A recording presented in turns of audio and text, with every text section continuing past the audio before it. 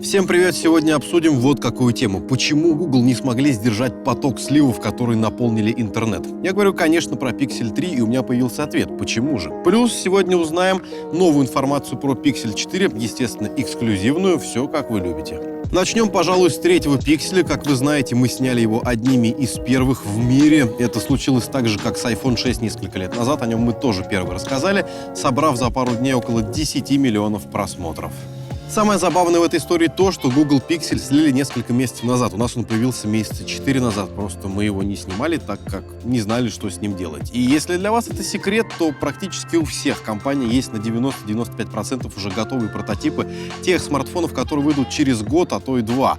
Так что у Google сейчас есть Pixel 4, у Apple есть следующий iPhone, я думаю, даже несколько. И только некоторые компании меняют что-то в телефонах, за полгода, за год, самые сумасшедшие, в том числе китайщина какая-нибудь. Например, появилась челка в iPhone. Huawei посмотрели и сделали ее себе. Естественно, они не 2 и не 3 года назад об этом задумались, но сейчас поняли то, что разблокировка по лицу — вещь важная. Хотя сканер под стеклом мне тоже нравится. Так что ничего удивительного в том, что дизайн и информацию об устройствах сливают заранее. Работает много людей. Люди любят болтать. Из-за этого потом страдают другие люди. Вы думаете, никто не пострадал из-за того, что слили третий пиксель? Да там полкоманды инженеров сразу уволили. Что касается третьего пикселя, да, Google купили HTC, но разработкой в этот раз занимались тоже Google, а не инженеры HTC, потому что им это просто не доверили. Да, телефон собирался на заводе HTC, но в целом команда Pixel видела такой дизайн и сделала такой стрёмный телефон. Бывает.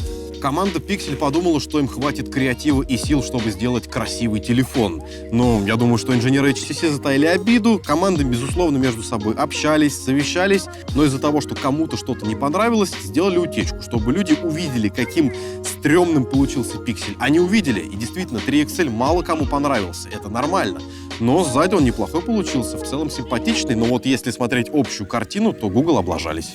Теперь переходим к четвертому пикселю. По моей информации, им будут заниматься инженеры HTC. У ребят есть понимание, каким смартфон должен быть. У них есть в этом опыт, и они не сидели целый год сложа руки. Вы не зря слышали про Pixel Ultra.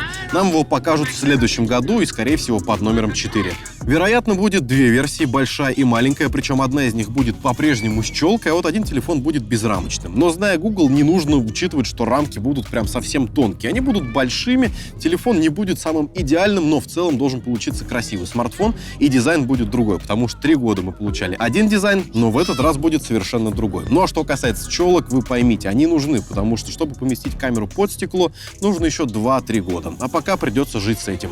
Что касается продаж на территории России или СНГ, их, вероятно, скорее всего, тоже не будет, потому что Google просто плевать на Россию, здесь никто не знает про этот смартфон, только мы вам про него рассказываем.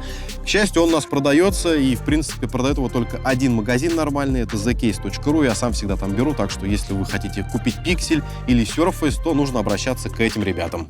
Во-вторых, рамки поменьше, и в-третьих, конечно, камера. Их должно стать 2, потому что Google сейчас разрабатывает нормальный телевик с хорошей светосилой, чтобы фотографии получались и на основную камеру неплохие, и на дополнительную.